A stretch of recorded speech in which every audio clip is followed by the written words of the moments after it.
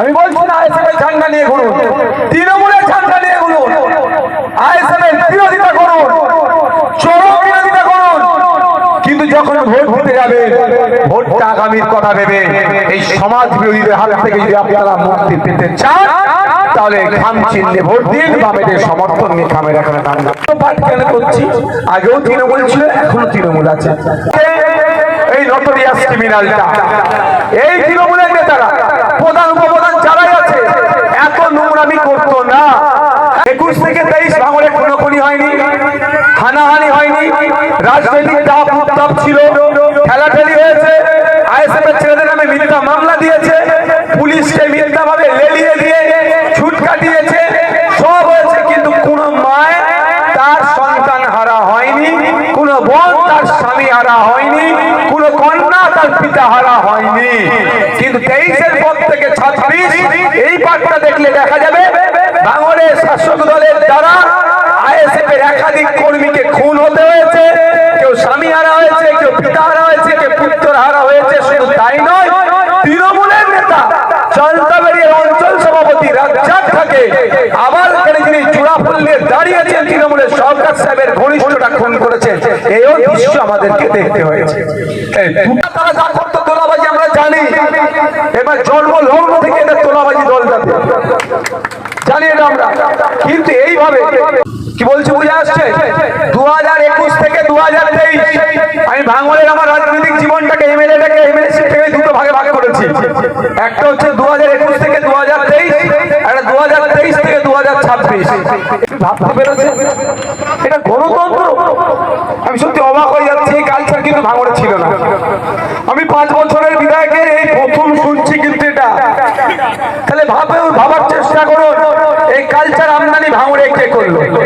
আচ্ছা, এখন প্রধান উপপ্রধান তৃণমূলের যারা সমিতি পঞ্চায়েতের মেম্বার আছে তারা তো 23 সালের আগেও ছিল, এখানে পদ আলাদা ছিল, তাদের আমলে এই কালচার আপনারা দেখেছেন।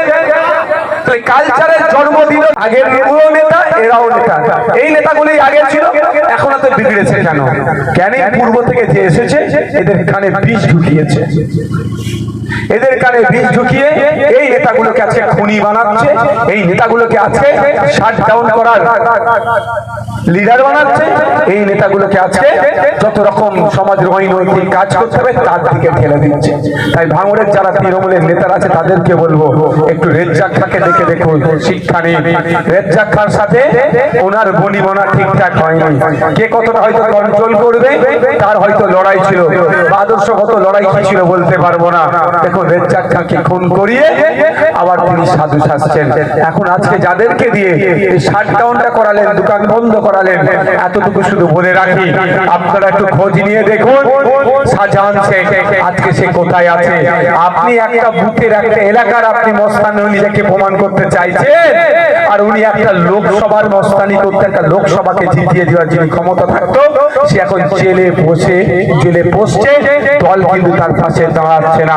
সুতরাং আপনার হই হই মস্তানি গুন্ডামি সময়ের সাথে সাথে কিন্তু মানুষ বুঝে নেবে, আইনের মাধ্যমে এর জবাব আগামী দিনে দেওয়া হবে, এই শাটডাউনের জবাব দেওয়া হবে।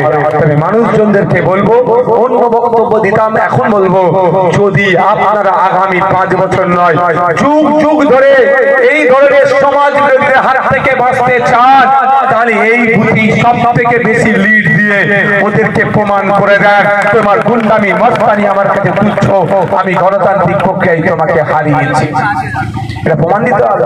আর না হলে কি বলুন তো, আজকে আপনি ভয় খেয়ে যাবেন, আগামী দিনও আপনাকে যখন ইচ্ছা সারা তুলবে দোকানে, যখন ইচ্ছা নামিয়ে দেবে, আপনি কিচ্ছু করতে পারবেন না।